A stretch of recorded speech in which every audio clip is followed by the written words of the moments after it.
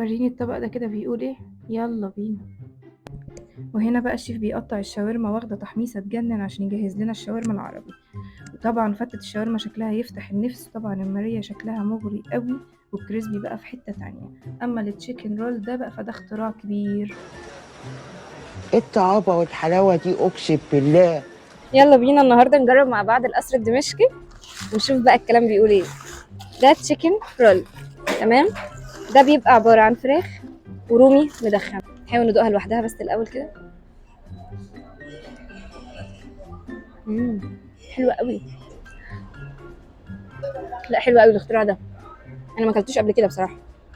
دي فتة كريسبي، دي ميني.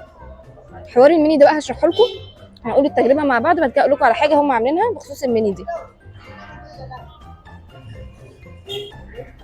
كريسبي مفيهاش زيت خالص، بتقرمش جدا، سخنه. خلطه الرز خطيره، توميه مميزه قوي قوي بجد. لا خطيره، اديها 10 من 10 بصراحة. يلا بينا بقى ندخل على الماريه مع بعض. حلوه قوي، صوص الماريه تحفه. ندخل بقى على فتة الشاورما.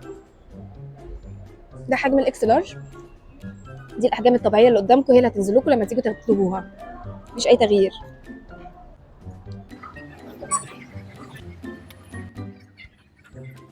الفراخ محمصه كويس جدا. طبعا الرز قلت عليه في الاول تحفه. العيش بقى معاه خطير. ندوق الكولسلو.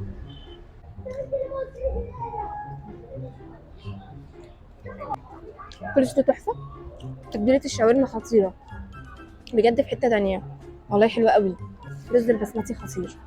يلا بينا بقى ندخل سوا على الشاورما العربي، ندوقها كده الاول لوحدها.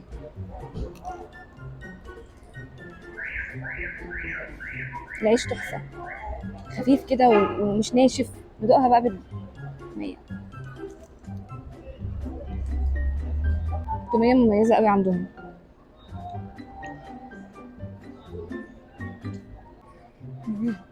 التوميه السبايسي خطيره.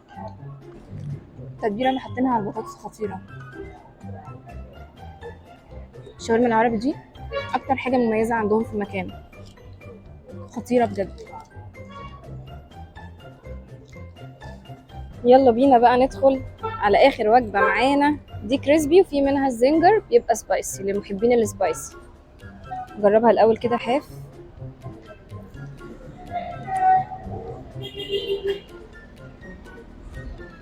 ايه الحلاوه دي حلوه قوي. الفراخ من جوه نضيفه جدا، البريدنج بتاعها خطير، بتقرمش قوي. نجربها مع التوميه. تحفه.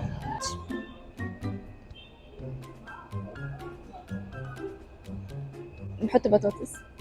العيش بتاعها طازه جدا طبعا، شايفين وانا بعملها.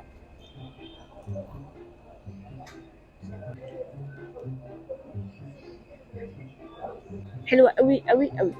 بصوا بقى، بمناسبه موضوع الميني اللي انا اتكلمت عنه ده، طبعا انا لسه هكمل اكل بعد التصوير يعني، بس انا عايزه اتكلم معاكم في حاجه. المكان ده مكان حب يعمل فكره جديده. فكره جديده، منيو الميني ده هو نفس المنيو الطبيعي بتاعه، بس عامل منه حاجات ميني زي ما وريتها لكم. فكرتها ايه؟ ان معاك هتاكل، معاكش هتاكل. الاكل عنده خطير وتحفه، الكواليتي بتاعته عاليه قوي. بيستخدم الحاجه بكل ضمير. الحاجه عنده نازله بكميات بسم الله ما شاء الله يعني كبيره جدا. هو ده بالظبط اللي نزل، هو ده اللي انتوا هتاخدوه. وموضوع الميني ده بصراحه حاجه جميله جدا من المكان، تقديرا للناس كلها. حقيقي التجربه كانت حلوه قوي قوي قوي النهارده، استمتعت جدا، اكلت ولسه طبعا هكمل اكل. بجد الاكل خطير، كواليتي زي ما قلت لكم خطيره.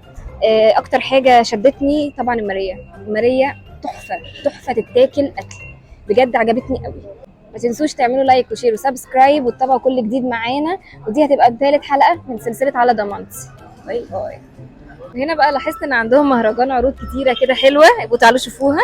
وهنا بقى استاذ امير مدير المكان هيقول لنا العنوان فين بالظبط. بص حضرتك، هو كده الشارع الواصل بين كوبري الابراهيميه وشارع ابو قير 77، شارع قيس مع تقاطع عبد الكريم الخطابي.